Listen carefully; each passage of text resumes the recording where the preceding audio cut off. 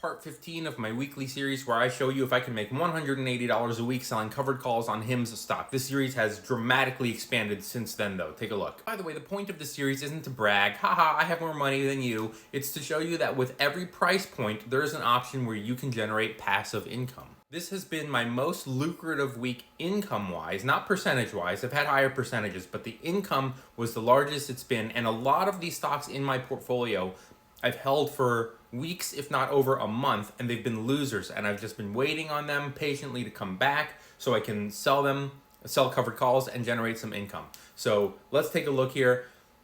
Joby, I made $163. Open, I made $108. I rolled this from 2 weeks ago. This was a huge oops. We'll talk about it in a second. Enphase, I also rolled in the middle of last week, so I'm counting the income one of two ways. Either it was last week's income or 2 weeks ago, or it was this past week's income. QuantumScape all the way down at the bottom rocketed on Monday. It went from like $7 to $10. I pounced on that opportunity not to sell it, but to sell a covered call to bring in how much? $166. D-Wave, I made $93. Not very much, but it had been down for a while.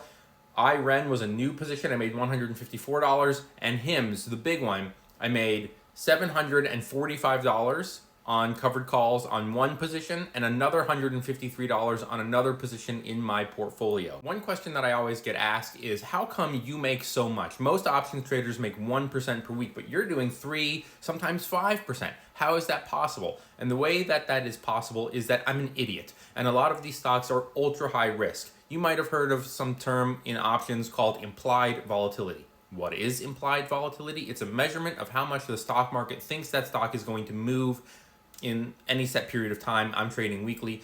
The higher the implied volatility, it is a percentage. Let me show you. This is QBTS, this is D-Wave, and you go right here, you see where it says implied volatility. Look at these percentages, 88, 88. These are very high percentages because Wall Street is expecting big, sudden moves in these stocks. And as a result, the premiums are going to be a lot higher, but they're also very risky. Now let's look at something like Coca-Cola. The implied volatility is 12% because Wall Street isn't really expecting dramatic moves. Think of implied volatility like a 20-year-old gets a Ferrari and a 60-year-old gets a Toyota. And they both go to their insurance company and they say, I need insurance. The insurance company is going to go, wow, that 20-year-old is going to be speeding all over the place. Give him a higher premium because he's too risky. It's too risky. And the old guy, well, he's safe. He's responsible. Lower premium. He's probably going to not be too reckless. Not this past week, the 8th to the 12th, but the week prior, I rolled Enphase and Open to expire this Friday. So I'm counting the income one of two ways. One without it, where I made $1,400,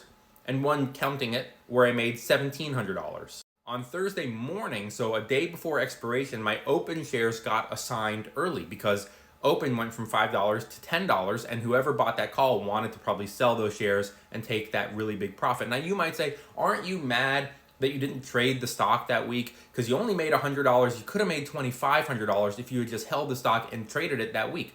Of course you're going to be annoyed, but remember, your goal isn't to make all the money, just some of it. You will drive yourself crazy looking back at 1 week and going, okay, well, it went from 5 to 10 this week, so next week I'm going to trade it. Next week it might not.